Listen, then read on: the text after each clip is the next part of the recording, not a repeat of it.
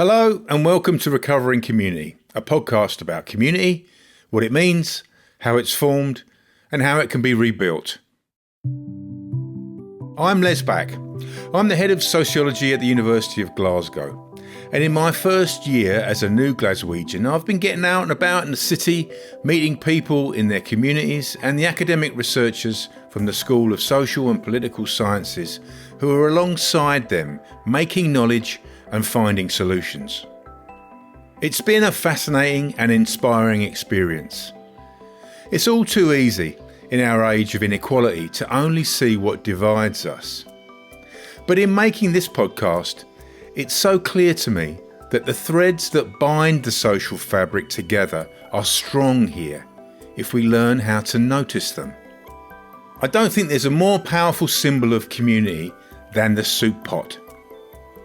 It's both a distinctive part of Scottish working class experience and at the same time a universal ritual of solidarity in hard times. Eating a home-cooked meal is a kind of communion with others. But what happens to a family or even a whole society when the basic necessity of food is out of reach? The huge demand on food banks in recent years is a stark reminder of just how big of a problem food poverty is. And it's a highly politicised problem that brings out the best and the worst in us. But what if we were to think about food solidarity instead of food poverty? If we think about sharing a meal with someone sitting next to you at a table rather than crumbs of charity handed out by the privileged to ease our conscience. I first met the women of Castlemilk's Food Solidarity Superheroes, that is SOUP as in the soup pot, at the University of Glasgow through my colleague and friend Kate Loughlin, who is the Community Knowledge Exchange Lead. Kate runs a programme called Community Matters that train researchers in how to work with communities, and the insights of the superheroes have been part of this process of educating the researchers. These heroes don't wear capes. Their superpower comes in the form of fresh fruit and veg, bags of lentils, free music events, and hope and solidarity by the pound, delivered every week in Castlemilk. So, for this episode, I swapped the desk for the kitchen table. Cathy Milligan is a long-standing Castlemilk resident and activist. She welcomed me to her house along with fellow superheroes her niece Natalie and Bridget Crossan.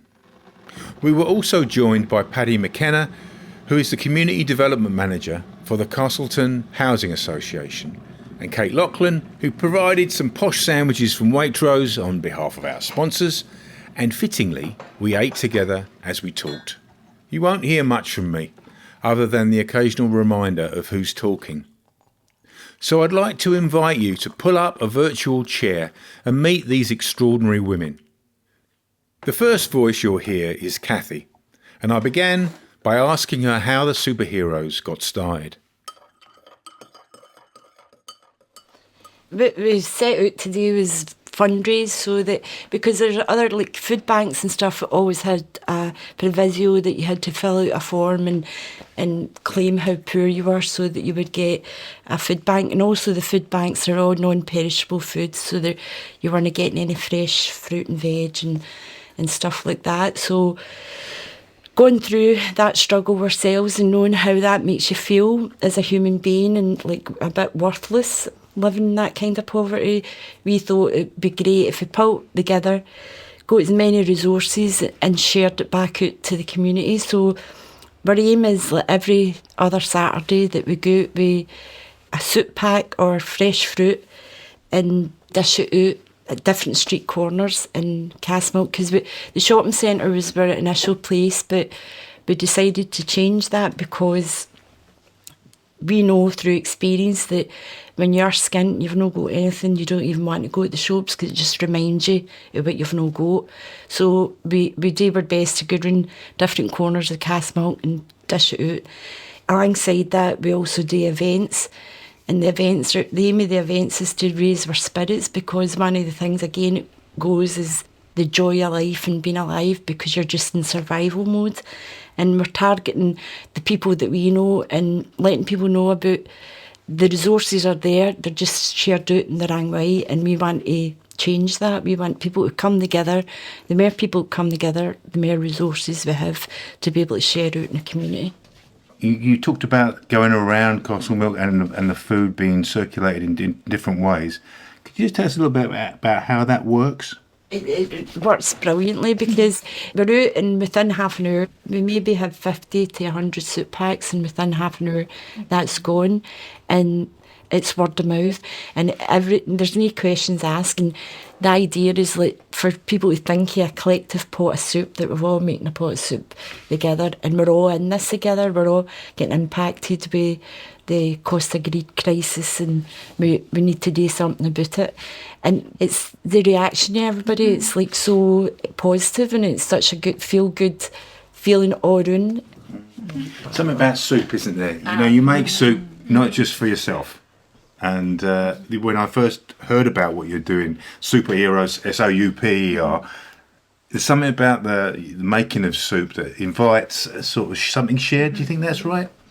Absolutely, I think that's it.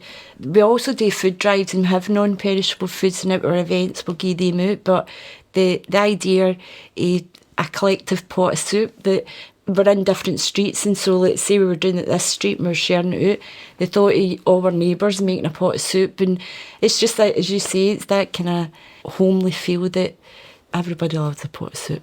When I was growing up, and for probably an awful lot of people in the community, if it was a couple of days before payday, you know, my dad would be the only breadwinner, so my mum wasn't working, and a couple of days before payday the wage was gone, you know, and there was no food, so a pot of soup would get made.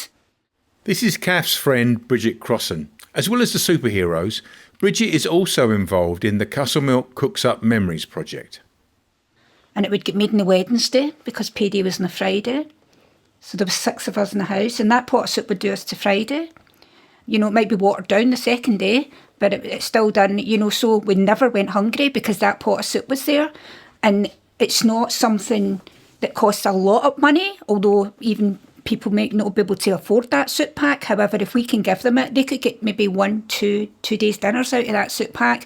We don't know the story that they've got and why they're taking it. We just know that we're sharing it with them.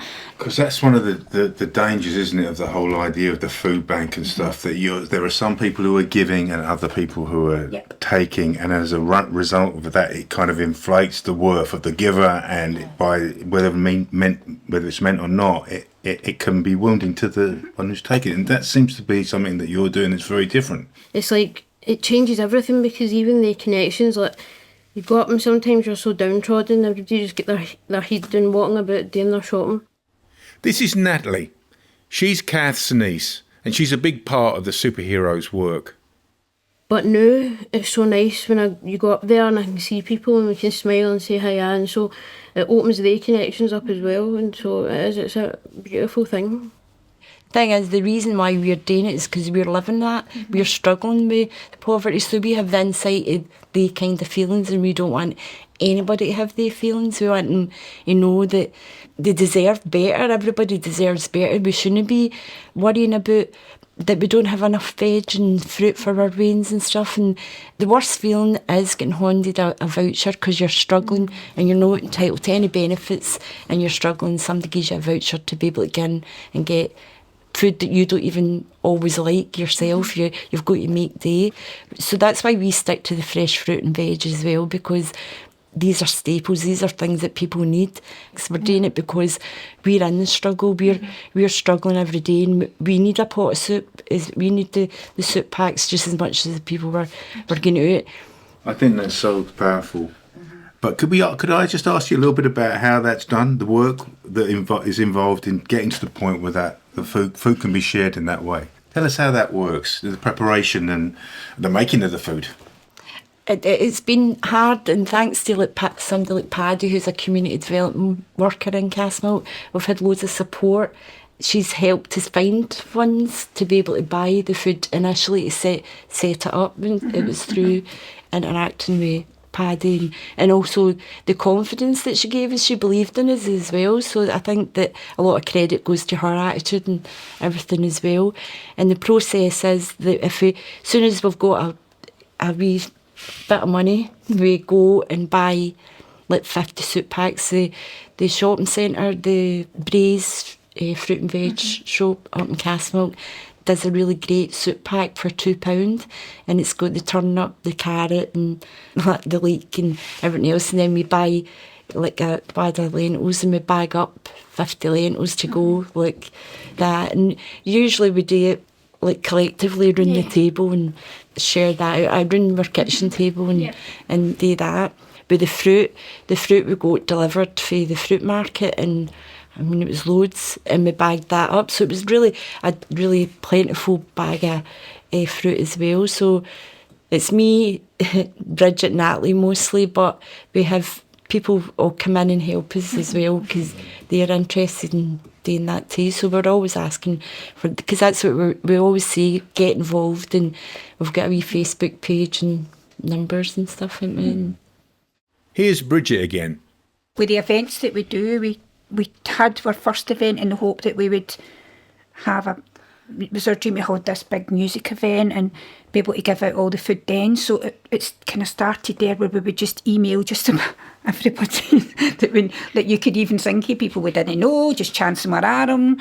And we got back great response. So that then allowed us to buy loads of food with it, which we bagged. We also got stacks of food donations. Like the post office workers were all striking at that time, so they done a food drive and they donated so much food to us. All different places were donating plus helping us do the food drive. And then on the night, we ended up, we made 100 bags of food plus 100 soup packs. Plus there was buffet food that had all been donated. So we made all that up. Then we fundraised that night. But we weren't intentionally fundraising. It was really kind of strange the way it happened because we put up, there's no entry fee, you're no buying tickets. This is a free night. So the motto for the event was, pay what you can if you can. But people were coming in and they were putting donations in a bucket. So those donations then allowed us to carry on with the superheroes. But the people come forward and they want to help. And the very first event we had, there was like 180 people showed up, which blew our minds. And I'm not even going to lie, not about alcohol. There was no drink. So all these people came and they had food and they had the best time, the great time, and they couldn't wait to find out when the next event was. They all came sober and they all went home sober, which was great. Paddy, can I just ask you about your involvement and the kinds of things that you do? And just tell us a little bit about your connection, I suppose, to start with. My involvement, I think, is a lot less than what Kath and Bridget and Natalie say. But my role as a community worker is, I guess, thinking about what the superheroes do. And this is Paddy McKenna. She's a community development manager for Castleton Housing Association. For me, it is creating space for that to happen. So when people talk about participation, that's what it looks like, or empowerment, that word that gets thrown around, that's what superheroes are doing, is that. Asset-based community development is what superheroes are doing. And I think my involvement, when you start using words like connection and things, reflecting back, I'd met Kath when I first started in Castlemilk, I think, when I came along to meet the other group you were part of years ago, just as part of kind of community mapping and being like, hi, I'm the new community worker. And then got to know Bridget through an idea Bridget had, Castlemilk Cooks Up Memories, way back in some part of lockdown, met in our garden and talked through that idea, met Natalie in amongst that. And I think for me, there was a point where I was like, oh, Bridget's wanting to do that, Kath's doing that. You obviously knew each other before, but there's connections to be made there. And then I think my role throughout has probably been a bit of a sounding board maybe, or also learning a lot. Superheroes are really good at holding me to account as well, giving me ideas. Bridget shaking her head with it's true, in a good way, in a way that you should have. Would you describe what Paddy does in that way, Bridget? Probably the polar opposite of what Paddy's just said, to be perfectly honest with you. Paddy doesn't realise just how much she's supported Kath and I and Natalie through getting the superheroes up and running. even if you're feeling a wee bit downtrodden before you go into a meeting with Paddy, you come out elated. And I know that's a dead powerful word and probably sounds as if I'm over-exaggerating, but I'm not. Like, you come back and you just know when somebody's got that belief in what you're doing, it really does bring it home to you that you're doing the right thing and that it's possible. I'm not speaking for you, Paddy, in any way, but, we have phrases like asset-based community development, which academics dream up. But I think what we're often trying to get to is something about the importance of realising that we shouldn't see people in communities as having deficits. They have resources, they have ideas, they have brilliance, they have insight, they experience, they're living the issues that you're challenged by, and that the solutions are not outside, they're often within. Would you say that was similar to the kind of things you were thinking about, Paddy? Yeah, definitely. I think over the years, I've worked in Castlemilk for nearly 8 years, which is amazing. And I think that a lot of the time when you're trying to do things like asset-based community development, where you genuinely see people in place as a asset, it can be really hard because folk aren't used to being seen like that. They're not used to being respected like that. So sometimes it can take a while to balance out that power thing that goes on. So folks see you as a person that delivers a service, often without genuinely having people's input, and it can take a long time to balance that out and to be seen as someone who's like quite genuine, who still gets it wrong sometimes, which is what we're only human. But I think there's some folk around Castlemilk that I remember it took 2 years for them to smile back at me, you know what I mean? And I was like, yes, I've done it. Because it's folk who've seen folk like me come and go over the years, who, even the term community development, I remember someone, I can't remember who it was, saying, oh, I saw you here to develop us, are you? And I was like, oh, yeah. So I've now just introduced myself as a community worker most of the time, because it is, as you say, a bit of an academic phrase. What does it mean? And words together could sound quite patronising. So it's tricky doing that type of work in geographical communities that have often been told that's the work that's happening and it's not. So it's almost jargon gaslighting or something. So it's been a journey in a lot of ways, but it's good to hear. I won't keep disagreeing with the lovely ladies of superheroes, but it's good to hear that it's come across the way it's been intended. And I think that's why we're working. I think that's why it's becoming successful, because we all sing off the same song sheet and we all want the same goal.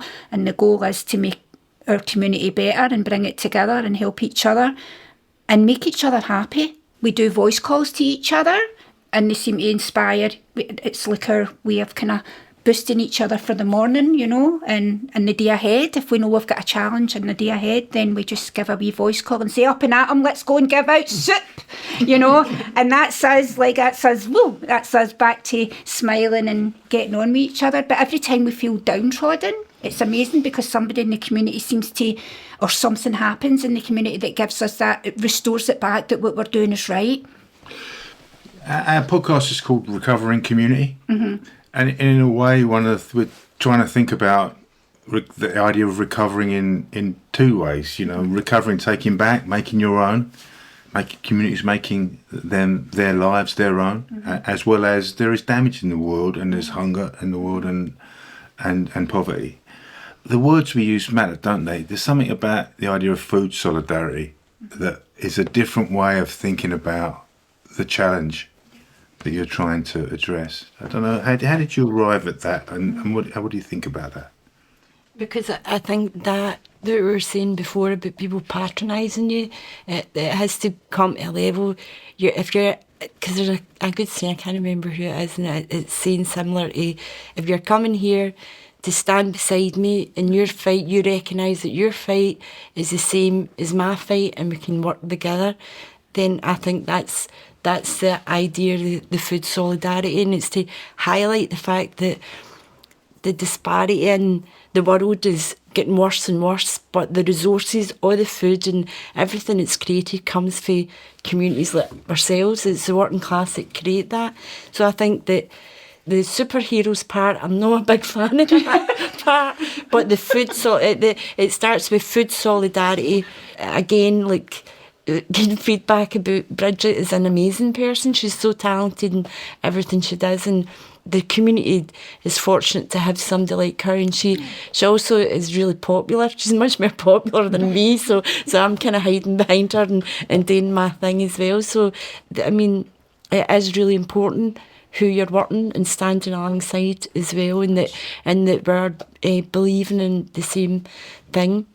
You mentioned the word stigma. Right. I wanted to ask you all actually, how do you think that, I mean, I'm a newcomer to Glasgow, as you can tell, but how do you think that Castlemilk's thought of outside of its community? And just wanted to get a sense of what kind of consciousness you have of that.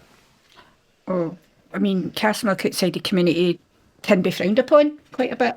And we can be seen as a deprived area. And we are, and there's a lot of resources we don't have in the community that we should have. But unfortunately, the old saying, mud sticks, and we're all born and bred in Castlemilk. And I wouldn't move out of Castlemilk now, because I don't know everybody, but I've watched it change throughout the years. It's went through really bad times, both with gang fighting and watching it visually going downhill, and people that you went to school with go downhill and lose their lives through one thing and another in the community.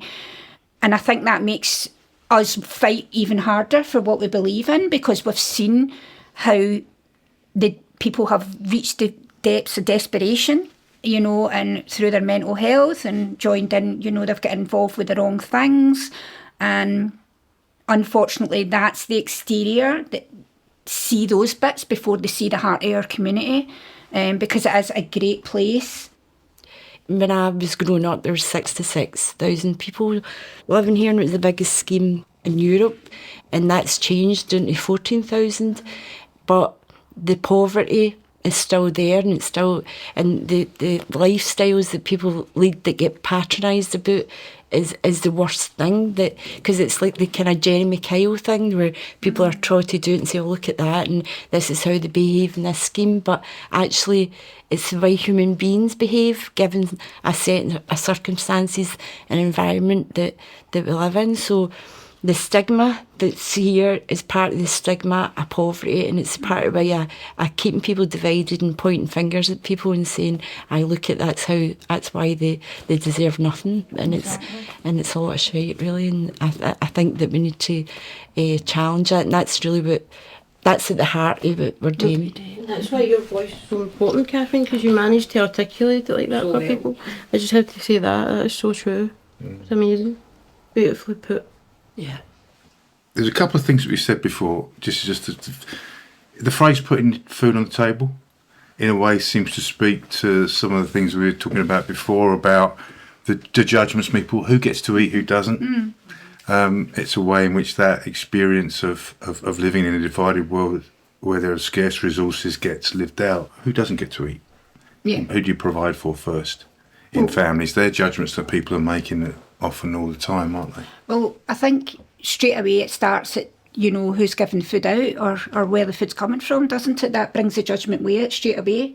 Because like a food bank or anywhere, you're filling out a form, you've got to be eligible to get food. You've got to prove that you don't have any money. The fact that person's standing in the queue and actually there for food is all the evidence they need. I mean, why would they take food if they didn't need it? Really.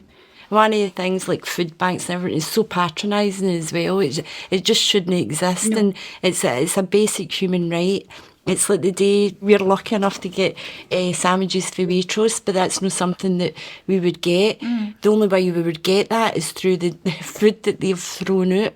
And the last event that we had, somebody had went to one of their containers and brought out, and it was like food it wasn't really even out of date. And it was like fresh chicken and things like that, and it makes me so angry. And dumping the food that the supermarkets are saying, all right, they can't make a profit for that, so they'll dump it, and it's huge waste. It's absolutely ridiculous.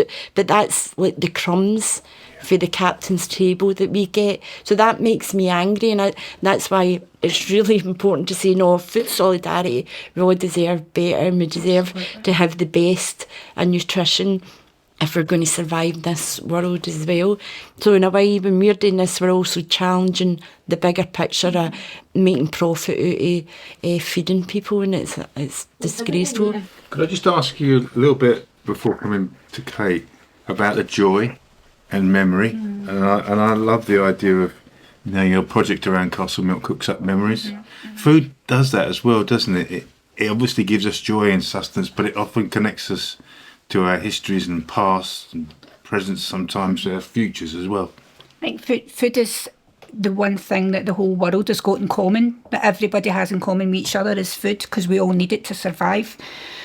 And to not have it not only just makes you go hungry, but it also disconnects you from people around you. But if you put food down on the table to people, it breaks a huge barrier down straight away. Like, it makes everybody talk, and it almost like if people are nervous and then suddenly they're talking and they're laughing and they're joking, it just has that. And that's missing. That must be hugely missing in a lot of families. We need that connection, and that's what does it. Kate, I don't know if we could I just come back, and in a way you've been the link in this conversation and the work that you do at the university now in making connections and dialogues. And I just wondered how you think about that and the importance of the type of conversations you're facilitating and the connections that you're doing, why it's important, and also some of the challenges about that too. I think these conversations are absolutely the reason why I'm doing the job that I'm doing. And I think that universities are becoming more and more aware of the importance of actually, creating jobs like mine to actually to join these dots and to bring people together, because it's the reality of what's happening, and the need, as Kath and Bridget and Natalie have said in their different ways, of actually standing side by side in solidarity, that I think is the reason why I do the job, and the reason why so many people in the university want to understand more about the reality of what's happening, not only what's happening, but to try and work together to create influence and change. So I think that universities know that they have to do this work. And universities have had strategies and words that actually talk about how important it is to have all these jargon terms. We talked about jargon terms in housing policies and housing work, and terms like knowledge exchange, which is part of my job title, and community engagement and all these things. But I think increasingly they're recognising that, as I said, that they have to resource jobs like mine. Also, it's not always easy, is it? I mean, no. And that's part of the struggle, it seems to me, in terms of how to find a language that isn't wounding. Well, that language already exists. It exists in this room.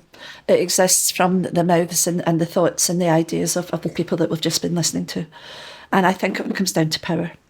And we recognise that places like universities and housing associations, to a certain extent as well, have power, have influence, and have the power to shape change. But that also means that in some cases, some of the people who work within these institutions haven't necessarily been in a position to perhaps experience some of the realities that they're making policy decisions or conducting research about, and so on.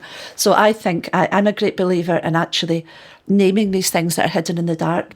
And part of my job is to raise awareness and to have training programmes for researchers and their development and working with communities. And I'm absolutely determined, difficult though it might be, to kind of put some of these issues on the table, to talk more about issues of power and entitlement, to talk more about who it is who has to do the adjusting. And it's the people with the power who obviously have to be prepared to give up some of that in doing the adjusting. And also to name words like class, like social class, poverty. We still have a lot of euphemisms for poverty. Sometimes the latest one is it gets kind of hidden under the health and wellbeing umbrella. And of course, poverty is one of the biggest drivers of inequalities in health. But we need to name it for what it is, because what's the point if we're not actually grounding it in reality? And this is Natalie again. Because as well, like, governments, etc., are very much nameless and faceless. So instead of getting this, our anger's been channeled into the wrong thing and looking for people to blame, and because people in power are nameless and faceless too, we tend to have a way of taking it on each other. So you're right, it is about making it clear. Can I just say as well, like, coming from us, I mean, we do superheroes from our houses, and we don't have any accommodation or anything like that. We do it in our kitchens, And we store any food in that in our own bedrooms and that as well. And we go out and we work on the street with a pop-up table or a shopping trolley. And for it to now have, through Kate, to have an institution like Glasgow University to want to hear what we're doing and want to hear what it's like, and it not only proves the divide that is there, but also it's lovely to know that they want to hear our view, and that hopefully it's going to make a change in people's perspective of what really is going on outside. So I want to thank Kate and yourselves for allowing us this opportunity to speak how we feel and be listened to. Powerful words there from Bridget Crossan. I want to thank her, Paddy McKenna, Natalie and Kathy Milligan for a wonderful afternoon of conversation and food. My deep gratitude also goes to my colleague Kate Loughlin, who made this episode possible. Primo Levi, the great Italian writer, once commented that there is not only an art to telling a story, but there is also an art of listening. Knowledge and understanding rely upon it. That's what was at stake in Kathy's kitchen, and perhaps this is the biggest lesson for those of us who want to understand and recover community. There's more information in the show notes about the Food Solidarity Superheroes and the Castlemilk Cooks Up Memories Cookbook if you're looking for an affordable recipe or two. I'm Les Back. Thanks so much for listening to this episode of Recovering Community, and I hope you'll join me next time for an opportunity to think differently about the role of museums. People can be more than one thing. We are complex as human beings, but it seems when it comes to history, people become memorialised and their complexities are no longer something that folk are comfortable to talk about. Thanks to the staff of the School of Social and Political Sciences and the College of Social Sciences who helped with this project. Recovering Community is produced by Freya Hellier.